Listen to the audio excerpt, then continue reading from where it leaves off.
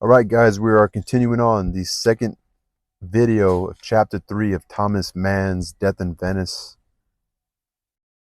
The observations and encounters of a loner who seldom speaks are both more nebulous and more penetrating than those of a gregarious man. His thoughts are more intense, more peculiar, never without a touch of sadness. Images and perceptions which might easily be brushed aside with a glance, a laugh, an exchange of opinions occupy his mind unduly. They are deeper in silence, take on significance, become experience, adventure, emotion. Solitude ripens originality in us, bold and disconcerting beauty, poetry, but solitude also ripens the perverse, the asymmetrical, the absurd, the forbidden. And so the traveler's mind was still unsettled by what he had encountered during his trip here. The horrible old dandy blabbering about the sweetheart, the outlawed gondolier who had been cheated of his fee, without straining reason, without offering any real food for thought. These experiences nevertheless seemed utterly bizarre by their very nature, and it was this contradiction that was so upsetting. Amid his reflections, he greeted the sea with his eyes and was delighted that Venice was so close within grasp. He finally turned away, washed his face, gave the chambermaid some instructions for his greater comfort, and had the green-clad Swiss elevator operator take him down to the main floor. He had his tea on the seaward terrace, then descended to the beach promenade and took a long stroll toward the Hotel Excelsior, like seaward facing the seaward terrace. When he returned, it was apparently time to change for dinner. He did it slowly and methodically, as was his way, for he normally worked while dressing. Nevertheless, he reached the lobby a bit early to find a large number of guests, strangers to one another, feigning mutual indifference but united in their expectation of their meal. He took a newspaper from a table, settled into a leather armchair, and scrutinized the crowd, which differed pleasantly from the people at his first vacation stop. A broad horizon opened up, encompassing and tolerating a wide gamut. The sounds of the major languages intermingled softly. The global evening attire, a uniform of civilization, outwardly fused a human variety and a decent homogeneity. He saw the dry, long face of an American, a multitudinous Russian family, British ladies, German children with French bonds. The Slavic element seemed to dominate. Polish was being spoken nearby. It was a group of adolescents, some not quite fully grown, gathered round a small wicker table under the care of a governess or paid companion. Three girls whose ages seemed to range from 15 to 17, and a long-haired boy of perhaps 14. Aschenbach was amazed to see that the boy was absolutely beautiful, his face pale and of a graceful reserve, surrounded by honey-colored curls, with its straight nose, lovely lips, earnest expression, sweet and godly, all recalled Greek statues of the noblest era. But despite the pure and consummate form, his features exerted such a unique personal charm that the observer felt he had never encountered such perfection in nature or in the arts. What struck him further was the way the clothing and treatment of the sisters contrasted sharply with that of their brother, an apparently basic gap between different standards of upbringing. The attire of the three girls, the eldest of whom could pass for an adult, were of a disfiguring modesty and austerity. They wore identical cloistral dresses, slate-colored, knee-length, and in a sober and deliberately unbecoming style, brightened only by white turned-down collars and suppressing and stifling any grace in their figures. Their hair, plastered smooth and solid on their heads, made their faces as vacant and vacuous as a nun's. Clearly, a mother was behind this, she may have re- while she may have regarded pedagogical strictness as a necessary for the girls, she never dreamed of applying it to the boy. His life was obviously ruled by softness and tenderness. They had been careful not to put any scissors to his beautiful hair, like that of the boy with the thorn. It curled into his forehead, over his ears, and down the back of his neck. The British sailor's suit had puffy sleeves narrowing snugly around the delicate wrists of his still childlike but slender hands, and with its loose braids and embroideries, it lent his delicate shape a rich and pampered look. He sat in it half profile toward the viewer, one foot in front of the other in their black patent leathers, one elbow on the arm of his wicker chair, his cheek nestling on his closed hand, his overall posture showing casual decorum and entirely devoid of the almost submissive starchiness that appeared to be customary for his sisters. Was he ill? His ivory complexion stood out against the golden darkness of the framing locks, or was he simply a coddled favorite, the pet of biased and capricious love? Aschenbach was inclined to go with the latter assumption. Innate in nearly every artistic nature is a luscious and treacherous penchant for acknowledging the injustice that creates beauty and for sympathizing with and paying homage to aristocratic privilege. A waiter made the rounds, announcing in English that dinner was served. Little by little, the crowd dispersed through the glass door into the dining room. Latecomers emerging from the vestibule from the elevator strode past. The meal was already being served inside, but the young Poles lingered at their small wicker table, and Aschenbach, cozy and comfortable in his deep easy chair, and incidentally with beauty before his eyes, waited with them. The governess, short, red-faced, and corpulent, and something of a gentlewoman, finally signaled for them to rise. Lifting her eyebrows, she pushed back her chair and curtsied as a tall woman, dressed in grayish white and hung very lavishly with pearls, entered the lobby. Her demeanor was cool and measured. Her lightly powdered coiffure and the cut of her gown were of the simplicity that determines good taste, wherever piety is deemed a constituent of refinement. In Germany, she could have been the wife of a high official. There was a fantastic luxury about her appearance, if only because of her truly priceless jewels, consisting of earrings as well as a very long triple strand of softly shimmering pearls the size of cherries. The children had stood up quickly. They bent over to kiss their mother's hand, and with a reserved smile on her well cared for but somewhat weary and sharp-nosed face, she peered over her heads, she peered over their heads, saying something in French to the governess. Then she walked toward the glass door. The children followed her, for first the girls in order of age, then the governess, finally the boy. For some reason he looked back before crossing the threshold, and since no one else was left in the lobby, his eyes of a peculiar twilight gray encountered those of Aschenbach, who with his newspaper on his lap was absorbed in watching the group. There was, of course, nothing the least bit remarkable about what Aschenbach had seen. The children had not gone into dinner before the mother. They had waited for her, greeted her respectfully, and observed customary protocol when entering the dining room. Yet it had all been done so explicitly, with such emphasis on duty, breeding, and dignified self-regard, that Aschenbach felt strangely moved. He hesitated for a few moments, then likewise went into the dining room and was shown to his small table, which, as he noted with a brief stir of regret, stood very far from that of the Polish family. Tired and yet mentally alert, he spent the long and tedious meal pondering abstract, even transcendental matters, contemplating the mysterious rapport that the universal law must establish with the individual in order to produce human beauty. He then progressed to general problems of form and art, and eventually he concluded that his ideas and discoveries were like certain inspirations in a dream. They may appear felicitous, but once the mind is fully awake, they prove to be utterly vapid and useless. After dinner, he dawdled in the park, smoking, sitting, roaming through the evening fragrance, then retired early, passing the night in a profound, unbroken sleep that was, however, repeatedly enlivened by dreams.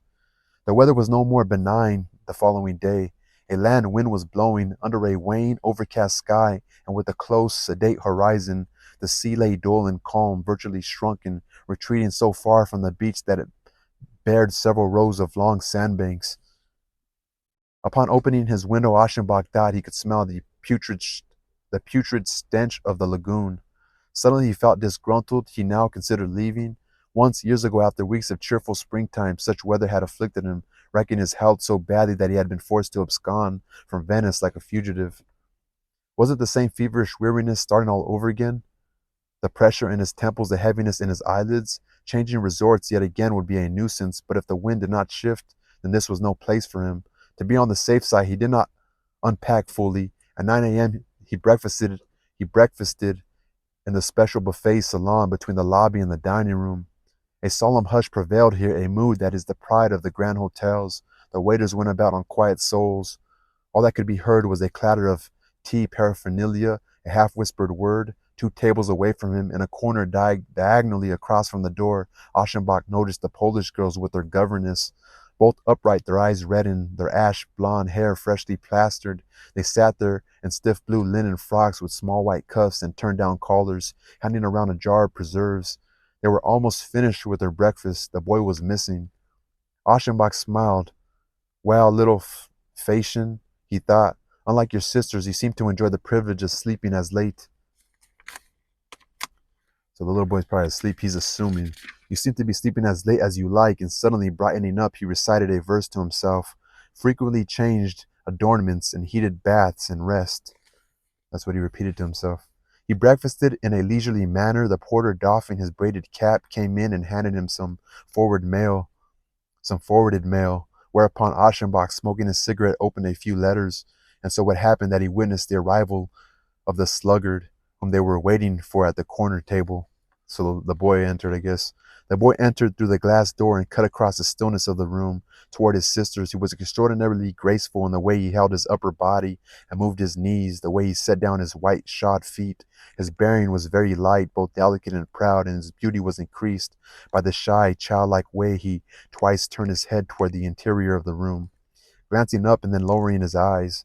Smiling, murmuring something in his soft, blurring language, he took his seat, and now that Aschenbach could see him in full profile, he was again astonished, indeed alarmed by the truly godlike beauty of this mortal. Today the boy wore a washable cotton sailor suit. The tunic, with blue and white stripes and a red silk knot on the chest, was closed off at the neck by a plain white stand-up collar, which did not match the character of the outfit very elegantly.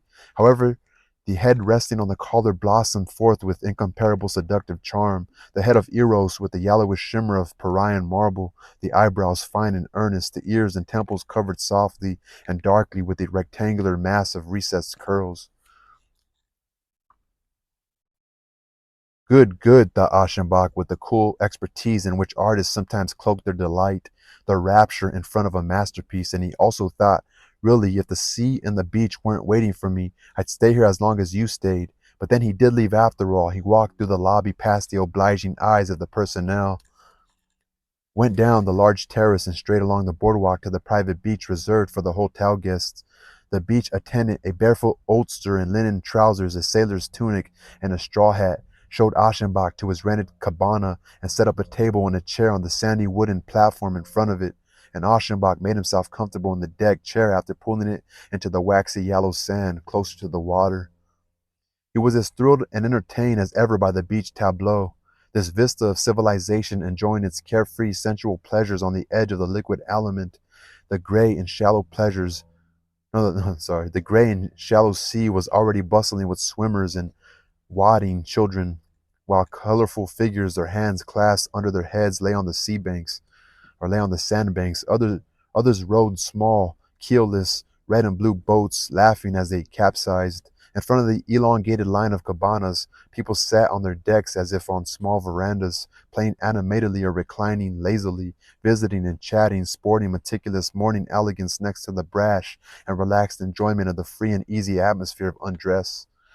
Farther out on the wet, firm sand, individuals were strolling in white bathrobes or loose, gaudy tunics. To the right, a large, intricate sandcastle built by children was ringed by flags in the colors of all nations. Vendors hawking fruit, pastries, and mussels were kneeling and spreading out their wares. To the left, a line of cabins at a right angle to the others ran down to the water, forming the boundary of the closed-off area. And outside one of the cabins, a Russian family was camping, men with beards and big teeth, listless, sluggish women, a Baltic fraulein sitting at an easel and painting the sea amid her cries of despair, two homely but good-natured children, an old kerchified domestic with tender and submissive serf-like manners. There they throve, in grateful enjoyment, indefatigably calling the names of the disobedient, romping children, joking on in their broken Italian with the humorous old man from whom they bought candy, kissing one another on the cheeks and utterly ignoring any observer of their human togetherness.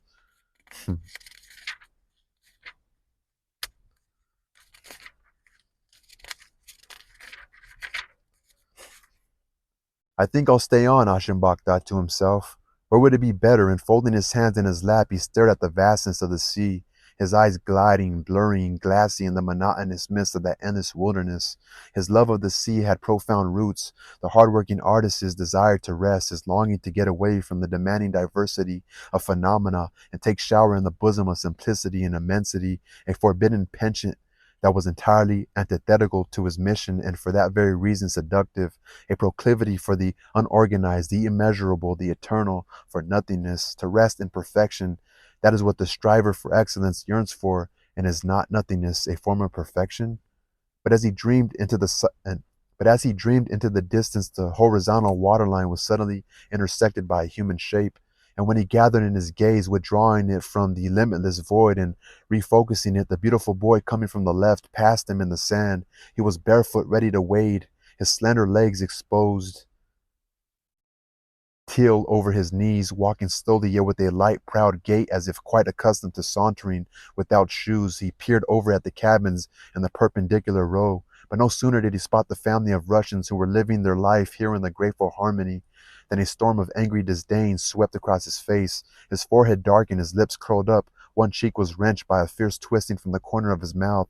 His frown was so severe that it seemed to push in his eyes, which were speaking the nasty and glowering language of hate. He looked at the ground, ominously glared back once more, then heaved it all off with a vehement and derogatory shrug, and left his enemies behind. A kind of affection or apprehension, something like deference and modesty, compelled Aschenbach to avert his head, as if he had seen nothing for an earnest chance witness to passion is reluctant to make use of his observations even privately. But he was both amused and shocked at once, that is, thrilled. The childish fanaticism aimed at that utterly good natured segment of life, reduced a non expressive divinity to human terms, a precious masterpiece of nature, once a merely visual delight, now seemed worthy of deeper interest, and the adolescent, already outstanding because of his beauty, was given a foil that allowed him to be taken seriously beyond his years. His head still averted, Alschenbach listened to the boy's voice, his clear if slightly weak voice as he announced himself from far away, greeting his playmates who were busy with the sandcastle. They responded, yelling his name or nickname over and over. Aschenbach eavesdropped with a certain curiosity, unable to catch anything but two musical syllables like adigio, or more often adigio, adigiu, with a drawn-out u at the end. He enjoyed those sounds. He found them suitably melodious, repeated them to himself, and then contentedly turned to his letters and papers.